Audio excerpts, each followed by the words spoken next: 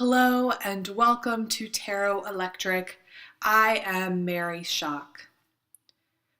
We are going to start this episode like we start every episode with a bit of tarot guidance for you, the listener, right now in this present moment for your highest good.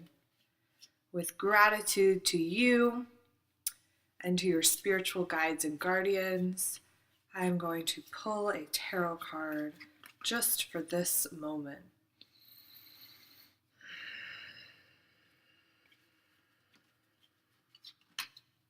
And I got the Star. This is a great card.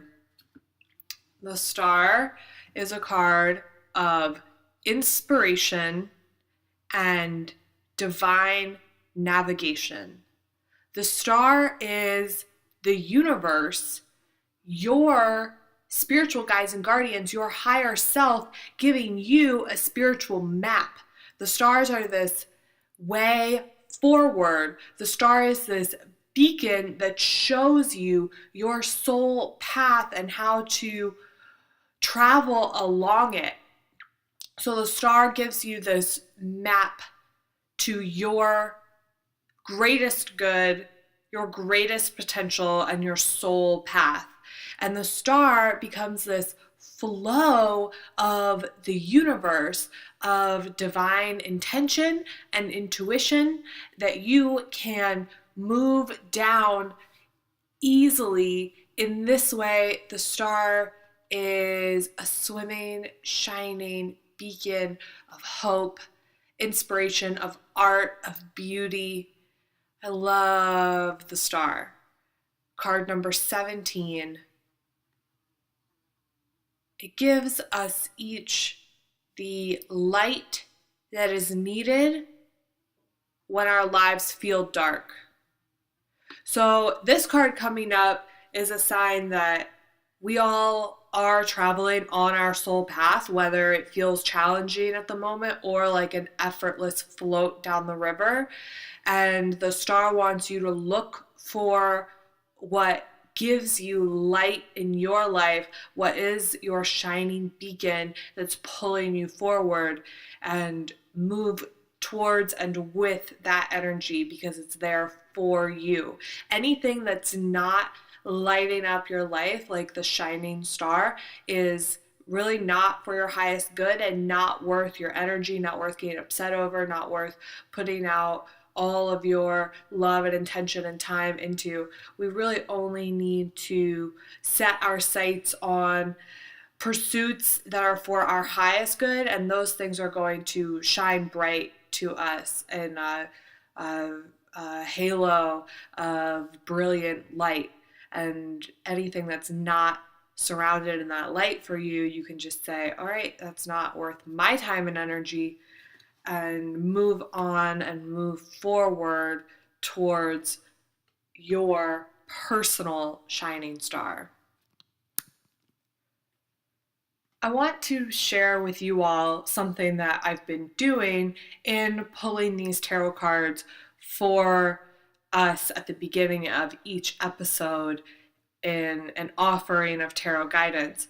I have been using the Summer Tarot deck, and that is the deck that I created, and it's a Major Arcana only deck. So it's 22 cards only. And I have begun to separate the cards that we've already pulled from this deck when I'm pulling the newest card. And I began to do this when we had actually pulled the Emperor twice for 2 different episodes. And they were like just one episode sandwiched in the middle. And I was thinking, all right, this is not what I want to do. I don't want to talk about the Emperor all the time. I want to give everyone some variety with the cards and to help you all understand the meanings, and also a variety of different guidance, because when we're looking at the major arcana, sometimes we can stick with one card for a long time, and that makes sense because they're such big topics, but I really wanted a variety. So This is an activity that I suggest new readers do, and I started doing it for us in this podcast. So far we have pulled the Empress, the Emperor, the Sun, the Magician, and then today the Star. So the next time that I record an episode and pull a card for us, I'll shuffle with the deck without any of those cards in the deck. And in that way, we'll get something new and fresh. We'll get to talk about it. We'll get to learn what it means for us in our lives and what its guidance is. And this is something that I've suggested for new readers to do, especially if you're pulling a daily card. We're going to talk all about tarot spreads today and how to use your cards in a layout, how to use your cards with a tarot spread. So for brand new tarot folks or anyone who's wanting to reacquaint themselves with the meaning of tarot, I definitely suggest starting with the 22 major arcana. It's really the essential piece of the tarot deck. It's these archetypal cards. If you understand the major arcana, you're going to understand the whole tarot. I believe that tarot's true mystical meanings and a map to our spiritual journey lies within the major arcana.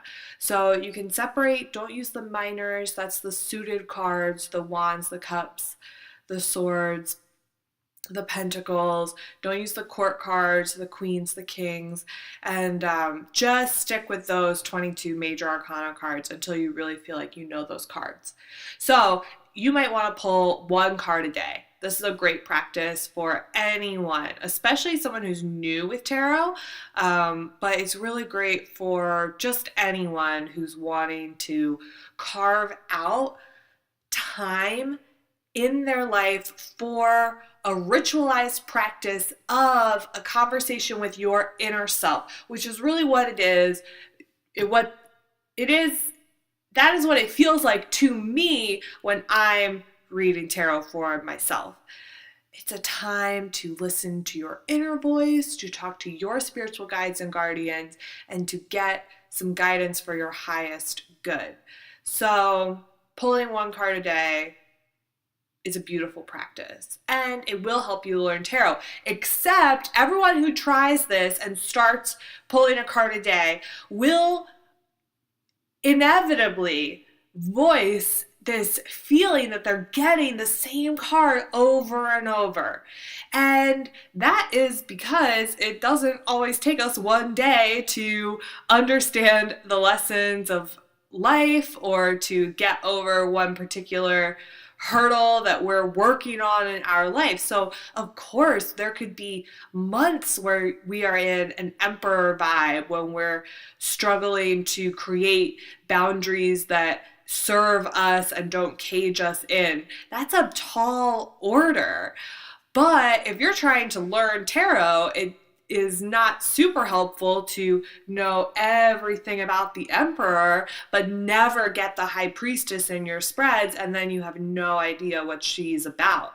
So in this way, I think it can be a really useful practice to pull one card a day from your deck and then remove that card the next day you're pulling with the remainder of the cards that you've never pulled from. In that way, after 22 days, you will have pulled every single card in the major arcana. And if you spend time listening to your inner voice about the guidance for that card for the day, if you maybe read some books on it, go online and read some blogs about it, if you keep a journal, a tarot journal is a hot tarot tip. You should definitely be keeping a tarot journal, especially if you're a new learner, but it can be a good practice for anyone and everyone. So in this way that we're getting to know these cards in all these different ways, listening to ourselves, books and other people's opinions, keeping a journal, getting creative about it, you're really going to understand that card. And you're going to be able, this is where a journal becomes really helpful too, is you're going to be able to look back and see how that card affected your life. So if you get the Emperor on one day and you pull it in the morning, you might look at this card and be like, oh, I don't know what the Emperor is talking to me about today. I don't feel very Emperor-y, and I'm just not feeling it. I don't know what it means. But if you can go throughout your day and then later you might look back and say, oh, that was a day that I had a really meaningful conversation with my boss about me elevating myself in my career. That's going to line up with the Emperor, and you're going to see how it pans out with a little bit of distance. And also that's the journaling in terms of being able to look back and understand what the cards mean to you later. So really suggest this practice for anyone. It's super fun to do. Pull a card a day. You can keep it on your altar or a place that is pleasing to you and feels like it has good energy for your cards. Then you can leave a pile of the cards you already pulled and your pile of the cards you will be pulling from. After 22 days, you're going to be well on your way to a tarot expert. Because the major arcana, it's the key to the tarot. And then you could go through and do the whole 78 card deck after that, or maybe just do the minors if you're wanting to get to know the minors. That would be a long practice, but it could be really interesting and exciting. Of course, you wouldn't really probably be wanting to use these cards for other readings throughout the day, right? So if you have your setup and you have one pile of cards you pulled and one pile of cards you're pulling from, you probably don't want to get them all mixed up in with each other. Then you'd spend all your time in the morning like pulling out the cards you've already pulled with. Not that hard if it's 22 maybe, but if you're dealing with 78 cards like the full deck or 56 cards like the minor arcana, that's going to be kind of a pain.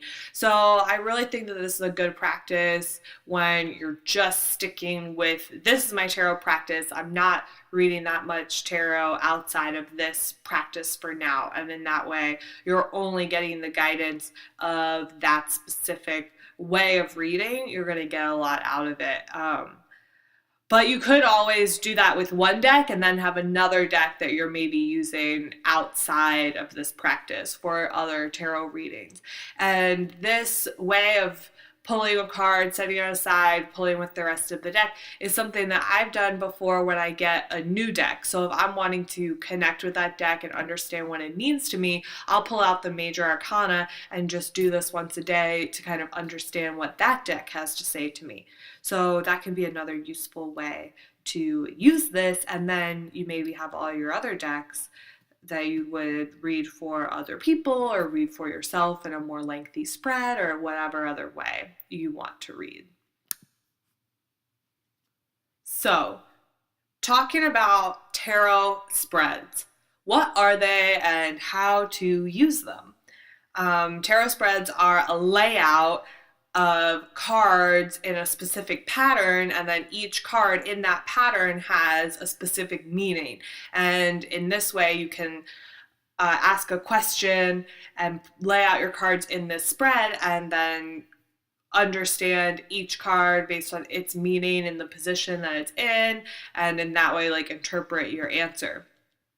So tarot spreads are really useful. There are about 1,000 million, billion, trillion, and one tarot spreads that you can try. So go out there and try them all. They're really fun. I really like a tarot spread when it's in a cute shape, like a heart or a star.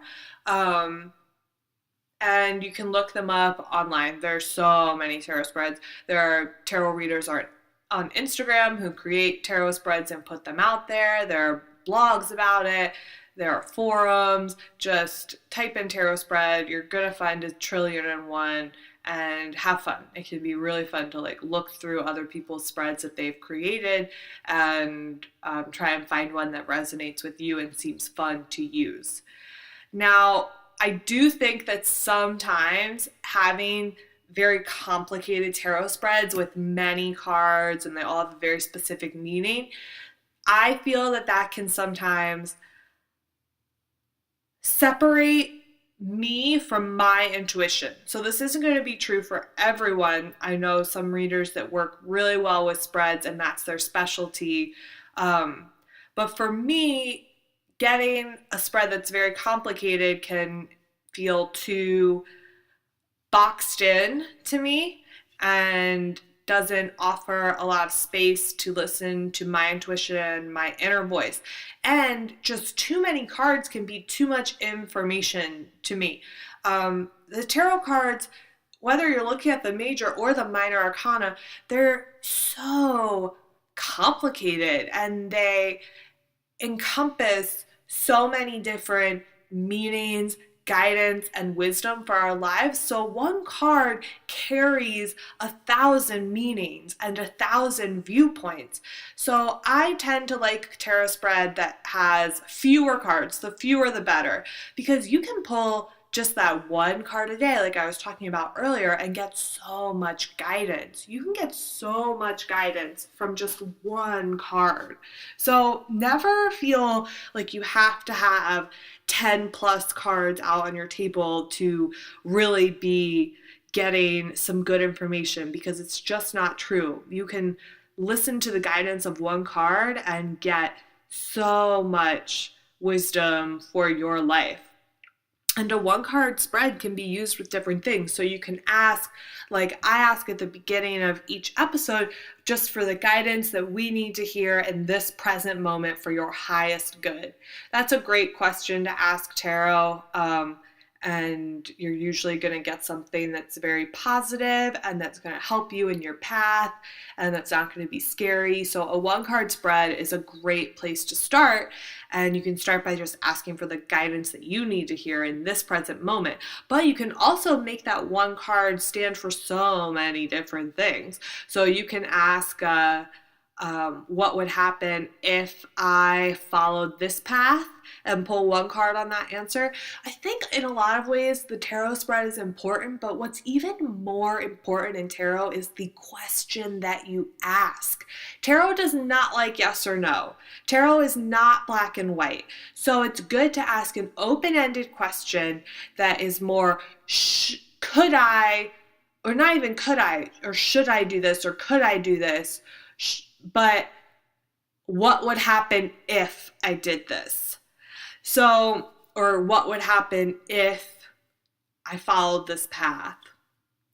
You can pull one card for just about any area of your life, a card for guidance on your love life, a card for guidance on your career, a card for guidance on your spiritual life, a card for guidance on your home and environment. You can just pull one card and get so much.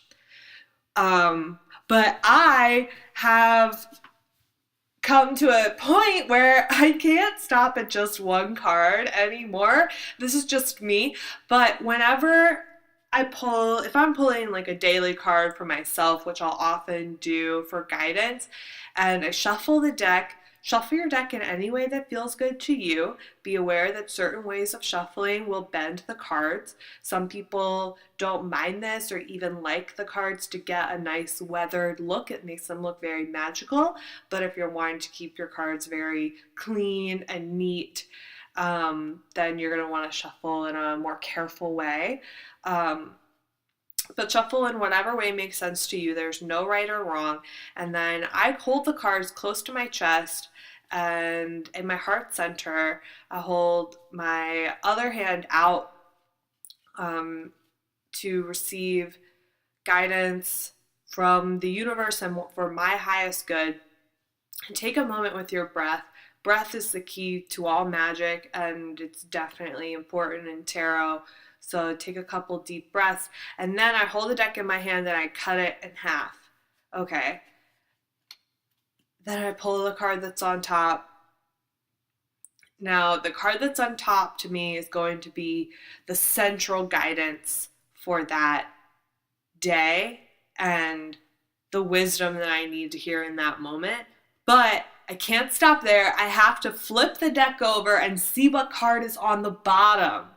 This card I will usually pull up to the top and cross it with the first card. So the first card is vertical and the second card is horizontal, and then they're crossed with each other. The card that's crossing, the card from the bottom of the deck, is usually either the link to get me to where I need to go. So I just did this little exercise while I was explaining it to you, and I got the Fool upside down. I could pay attention to that or I could not. It's kind of interesting to me at the moment. So the Fool reversed, and then the Chariot's on the bottom.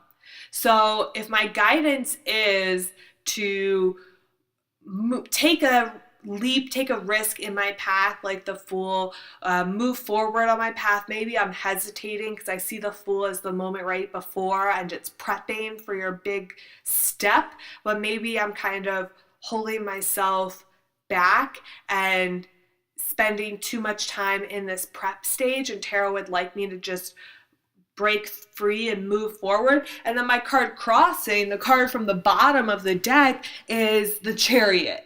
So that's what tells me that the Fool reversed is significant, and that the tarot really would like to see me moving forward with force, breaking down my barriers, going out to pursue my goals, getting on my path, because the Chariot's all about this forward movement, motivation, and energy, and it's where you're going and it's where you're headed. So if another card had been pulled to cross the Fool reversed, I might have felt differently about the Chariot. But in this way, I really see the card on top, the vertical card, is representing my central guidance for the moment, me as I am in this time. And then the card crossing it, the horizontal card from the bottom, represents the kind of key to unlocking whatever may be blocking me so that I can proceed on my soul path. Now, say I had gotten something like the Hermit on the bottom. So I had the Fool reversed crossed by the Hermit. In that way, because the Hermit would tell me, oh, dive deep into yourself. That's where you need to be, internal exploration. I would feel like the Fool reversed was exactly where I needed to be just within myself, maybe healing my childhood self, because the Fool represents our inner child and the Hermit is healing.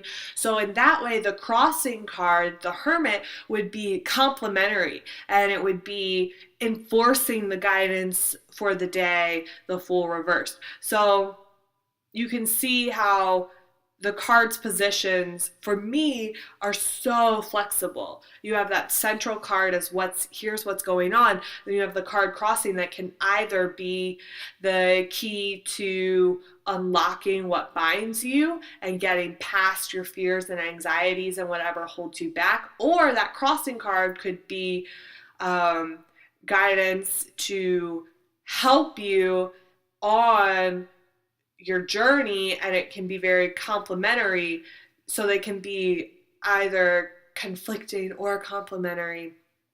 But that one card with the card crossed, it's very, very useful.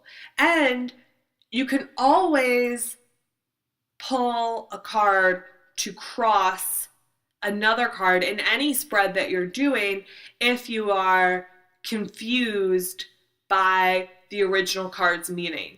So whether you're looking at a big spread with 10 cards, or you've just pulled one card for the day and you're looking at it and you're saying, Fool reversed. I don't know exactly what that means. I don't know if that's encouraging me to stay in my cocoon, to explore, or is it encouraging me to get out there, start my life? You can always pull an extra card to cross it. And you can do that any way you like. You can pull it you can flip the deck over and look at the bottom card on the deck and take that as your guidance and pull that to cross a card. Or you could shuffle the deck again, cut the deck and pull it. Or you could just pull the card that's right on top of the deck. So any way that's speaking to your heart is right for that one. But we will call this a clarifying card. You can always pull that card to cross as a clarifying card. Sometimes you will get, especially if you're working with a full deck, you'll get a card that is very similar to the card that you actually pulled to cross it with. So say you get the Emperor and you're saying, I don't really get what this is all about. You might pull the Four of Pentacles in the Rider-Waite deck, which to me is a minor arcana emperor. It's this character in a crown, and he's holding on to his pentacle very tight. He has two under his feet. So this is a very emperor-ish image, and to me, especially in the Rider-Waite, it's depicting the more negative aspects of the emperor, or an emperor that is insecure about their own resources. So sometimes pulling that clarifying card will enlighten you and give you just that bit of guidance you need to make the card clear, and sometimes it can be even more confusing, to be honest. So in that way, learn to only pull a clarifying tarot card when it feels completely necessary and for your highest good. Tarot likes to be succinct, I think.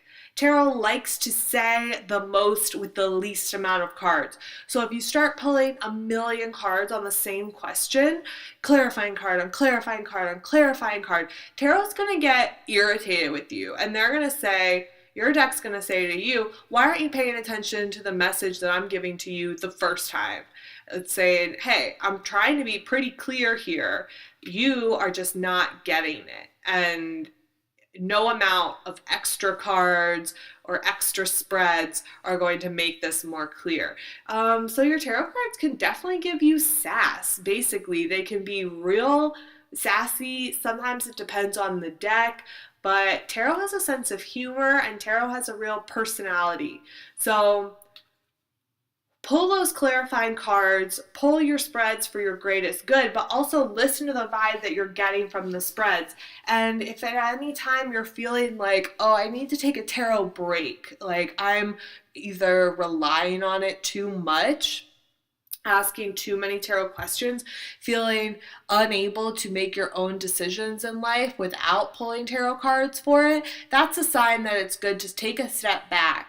And you're probably really needing at that time to work on the guidance that the tarot has already given you, and then come back when your situation is really changed or elevated or enlightened or just different, to get different guidance, because tarot can only tell you so much. Like, we still have to be agents of our own future and destiny. So sometimes you might feel like, I'm pulling tarot too much, I need to take a break, and that is fine too. And it doesn't make you any less of a tarot reader or a tarot lover. It just really means that you're incorporating those lessons that tarot has already given you. So we need this ebb and the flow with our tarot practice of communing with our inner voice and with tarot to get those messages, but we also need the time taken away so that we can incorporate those messages and work them into our actual lives. Okay, so we covered the one tarot card spread and two cards in the crossing. Also hit on the clarifying. Two tarot cards can be really useful in a lot of other ways too. So try pulling two cards for yourself. There are a lot of things these two cards can mean. Some of my favorite ways to use a two-card tarot spread is when I'm trying to make a decision. Because I said tarot doesn't like yes or no, but if you're trying to make a decision like, should I go away this summer to this place, and you're really not sure, you could pull two cards, and one card could be, what would happen if I didn't go to this place, and the other card would be, what would happen if I did go to this place. In this way, you're not saying, tarot, make the decision for me. Just give me visions of what could happen in either choice that I take. And this can be really, really helpful. So I really like that. Anytime you have to make a decision, deciding between two things, deciding whether or not to do something, instead of asking a yes or no, give it this what would happen if, and you have these two paths. So that's a great way to use two cards. You could also use two cards to represent, give me guidance for my inner world, guidance for my outer world, right? That would be a really beautiful spread that would give you a lot of insight. Anything that you can say this or that, two cards, perfect for. Really, really beautiful. It's beautiful for a relationship.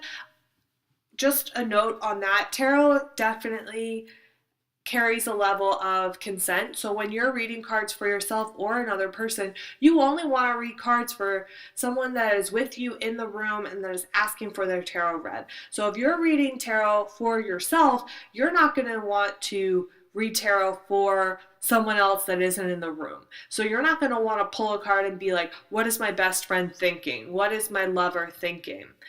How is my lover feeling? This is really dangerous, and it's also not that useful. So stay away from questions that try to get into other folks' mind space.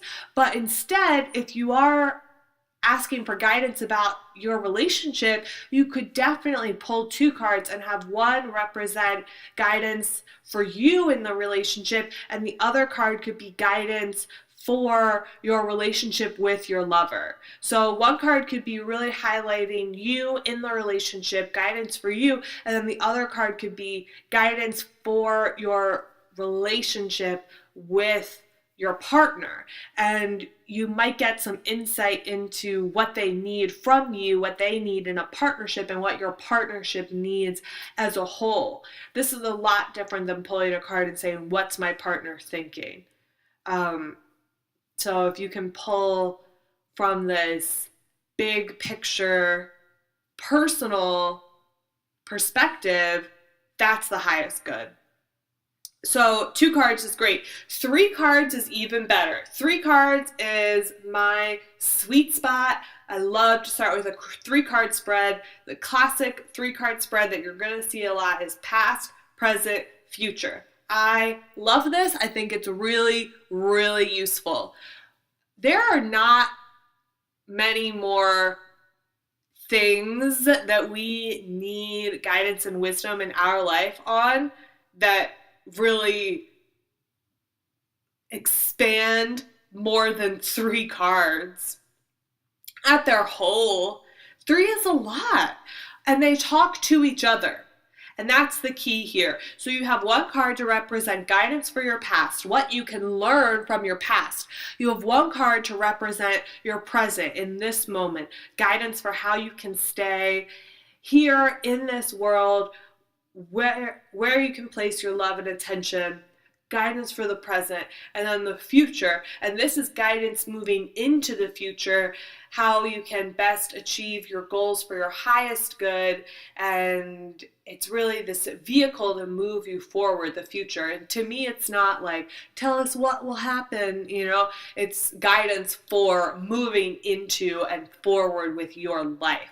That's past, present, future.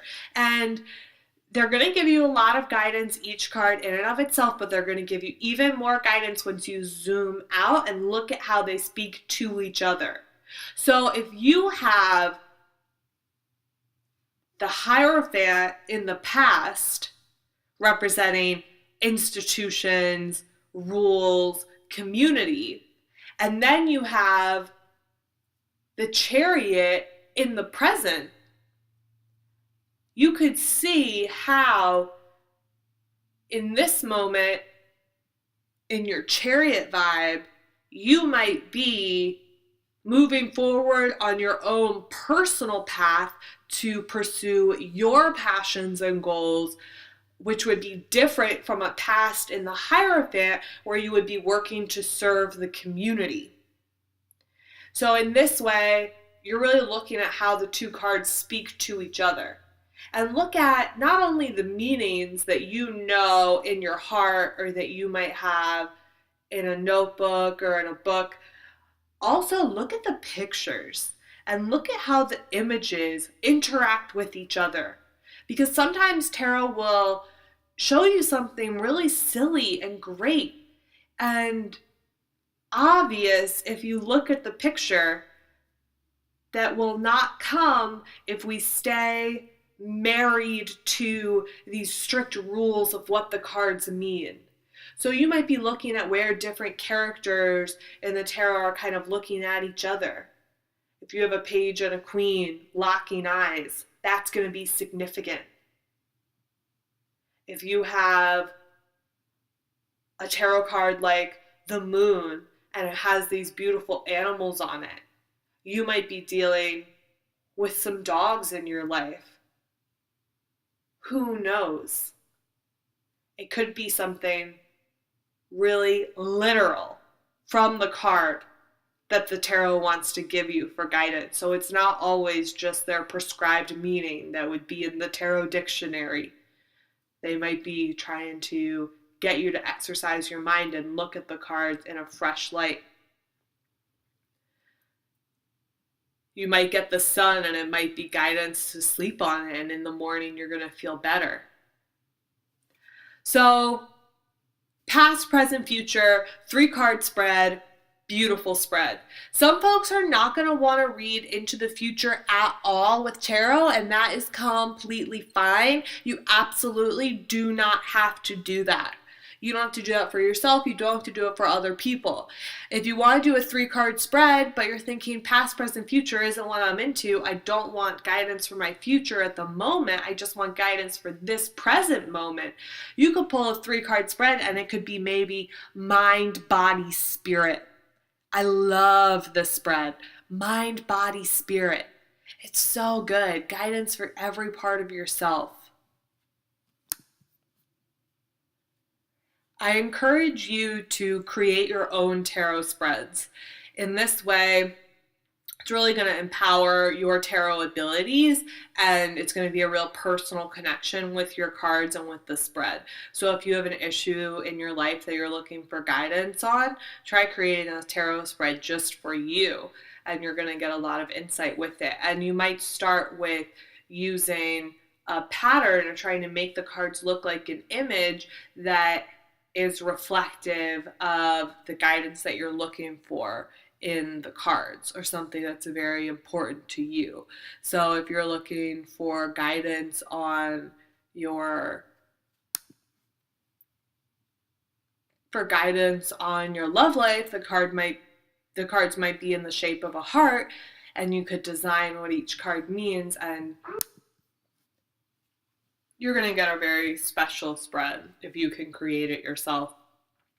The most common spread, or maybe popular spread, a lot of spread that are in the little white books that come with your tarot decks, are going to be the Celtic Cross spread. It's super fun. I used it a lot, especially when I was first beginning to read tarot, so I would encourage you to give it a try. It's a ton of cards. It's 10 cards, okay? It's a lot of cards.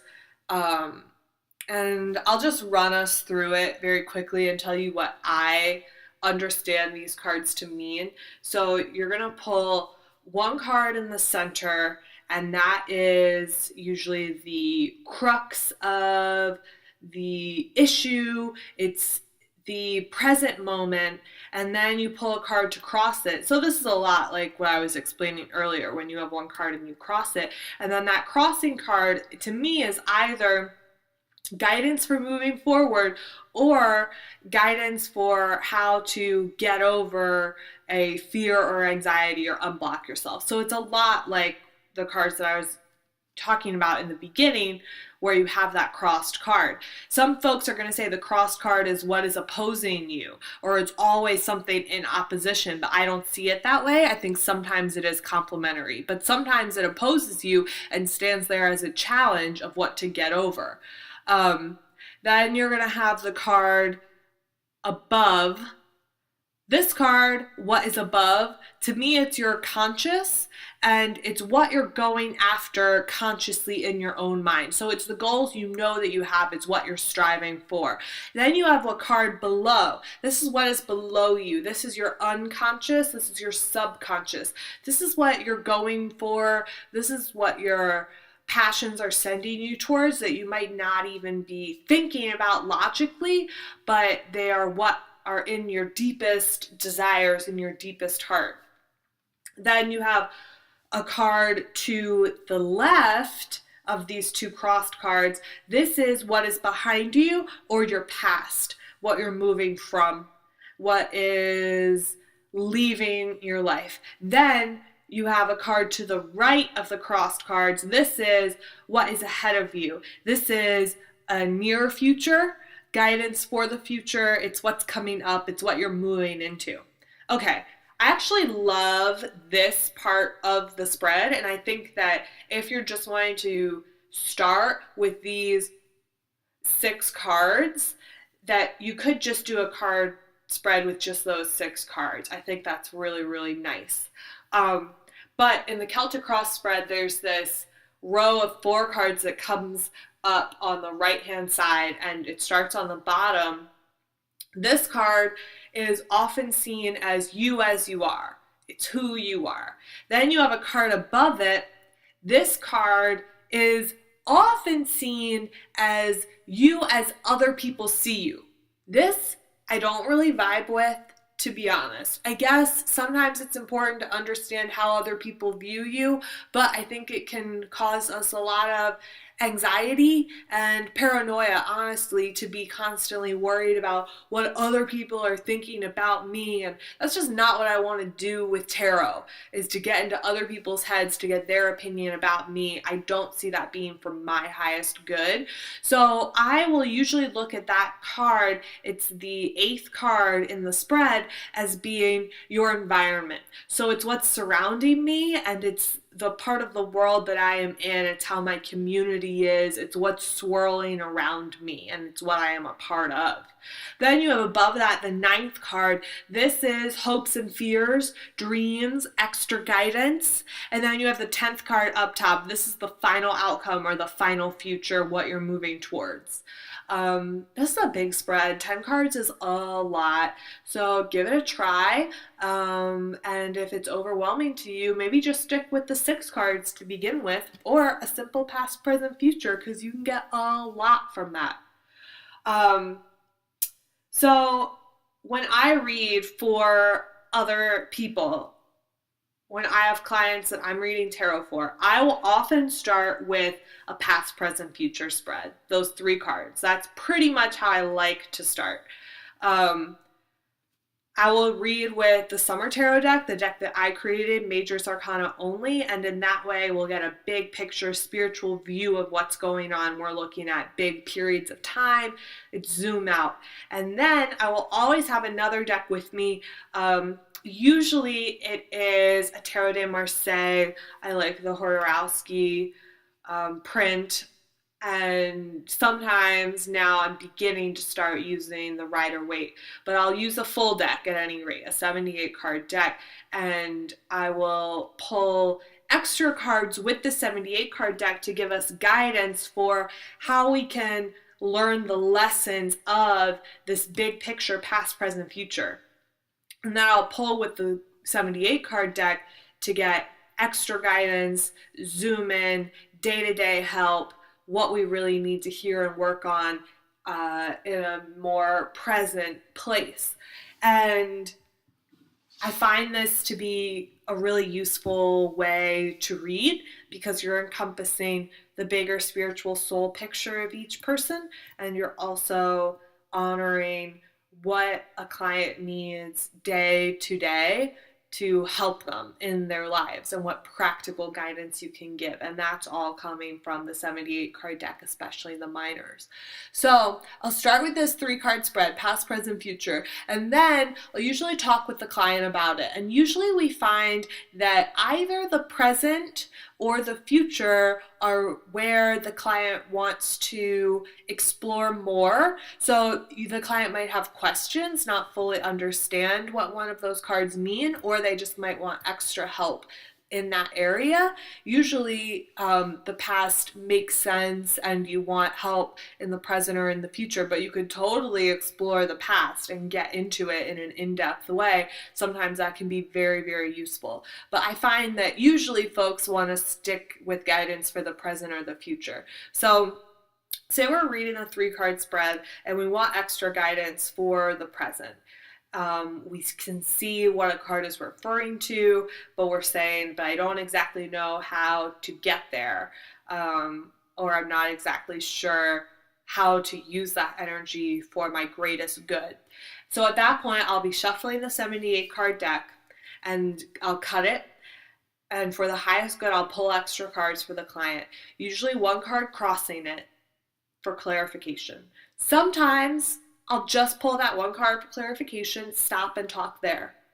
But if we really want to get into it, I'll pull that card for clarification, cross it on top. Then I will pull like a pyramid down from that center present card. So I'll cross it with one card horizontally. Then just below it, I'll place two cards vertically. Then below those two cards, I'll place three cards vertically. In this way, it looks like a pyramid coming down off of the present card. And these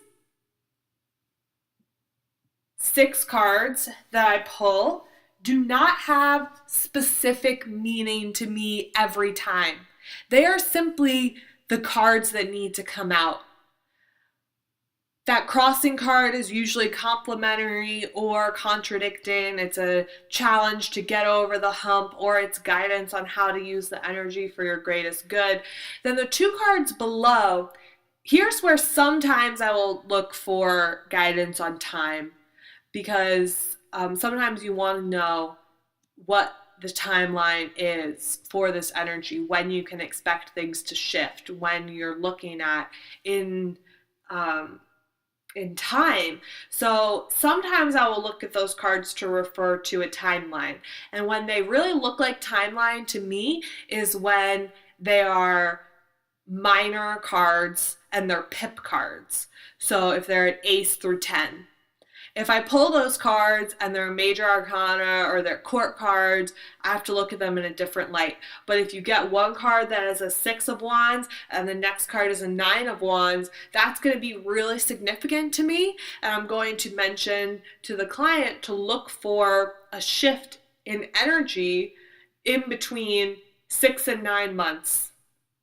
And now it's really up to you about whether it might be months or years or days or weeks. This is all intuition, and you really just have to feel it. I think the minor cards usually refer to a shorter period of time, so probably not years, but months for sure, or they could be days. So that really just depends on what your inner voice is telling you. But you could look at the suit also to get some guidance for that, because the wands are a very heated energy, so the wands might actually happen a little quicker. So maybe a 6 to 9 week outlook might be more appropriate for a wands, and maybe the pentacles, that earth sign, are going to be a little slower. So maybe if you have a 6 of pentacles and a 9 of pentacles, you might be looking at 6 to 9 months. But this is really up to your interpretation as the reader. If they're not calling to you as a timeline view, which often to me I'll pull the cards and that's not what they're talking about at all. They might be an either or. They might be offering guidance for the inner and the outer. They might be offering 2 different points of view. They might be representing this client and someone they're in a relationship with. They could be any number of things, and it really depends on the cards. It really depends on the cards. And then you have the 3 at the bottom. The 3 at the bottom I will look at as your clients' tool belt, like spiritual warriors that are down there helping them, their support, and they're also extra factors of what's going on. So it's going to super depend on what's down there, but they are usually the challenges you need to work on and the spiritual strength and guidance that's there for you to pull on and to help you through any challenges. And I'm going to look at the cards that are closer to the right as what you're moving forward into the future. So we're still looking at them as this timeline of the left being things that are fading, then you're moving into the right of the future. So that's the way that I read tarot most often. And I know that it might not be like so helpful actually, because this isn't a tarot spread. I'm not saying this card means this, the 6th card has this meaning, the 7th card has this meaning. It's really open to interpretation. But when you open things up in tarot, you allow space for your inner voice to speak to you, and this is the most valuable thing. And that's what I would like to see tarot readers cultivate in their readings is a real intuition and an inner knowing that does not come from a structured set of rules. So you can pull this pyramid down from the past, present, future. Give it a try. Tell me how it works. I'd love to hear. And you can also, what I've actually started doing kind of recently is skipping those 2 cards in the middle. So instead of pulling 1 card crossing, 2 cards below, 3 cards below that, I'll just pull 1 card crossing, then 3 cards below that. That's been working really well for me.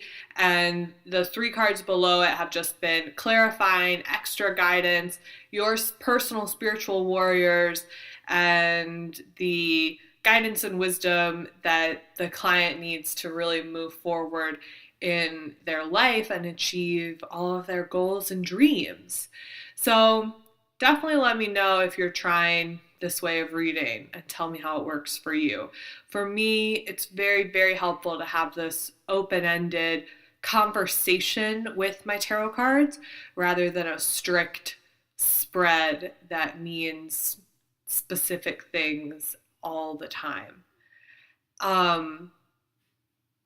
It can also be really nice to pull a card for what you need to know that you don't already know.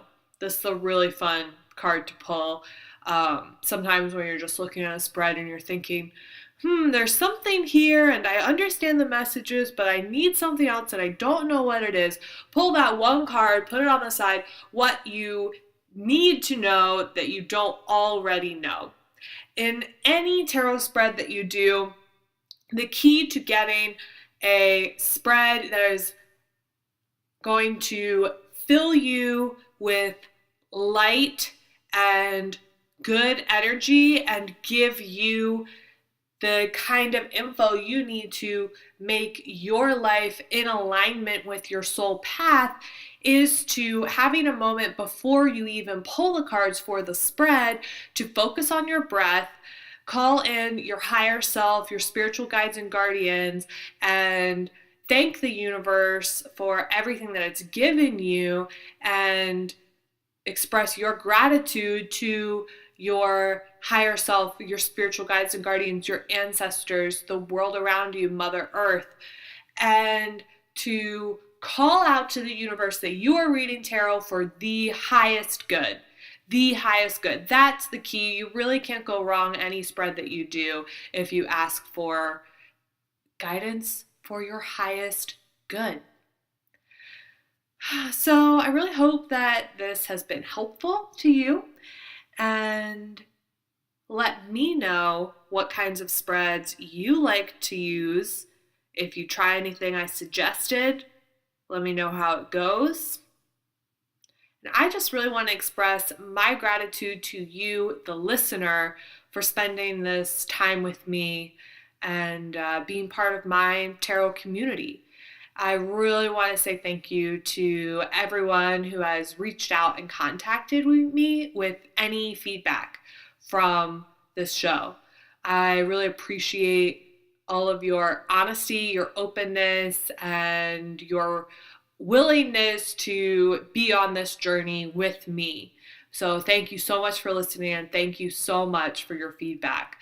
If anyone wants to get in contact with me with thoughts, ideas, if you want to be on the show, if you have questions you want addressed about tarot or anything else magical, feel free to email me at maryshocktarot@gmail.com.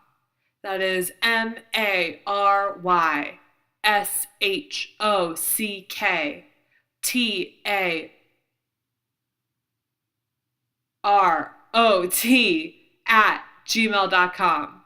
Tarot. Tarot. Duh.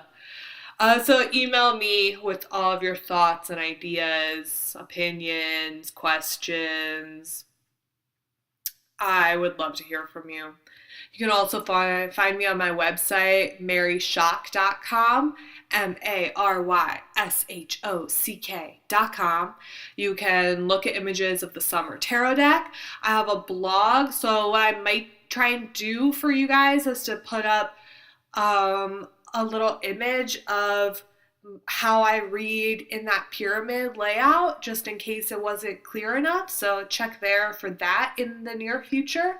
Maybe the next couple days, I'll get that thrown up there for you on my website.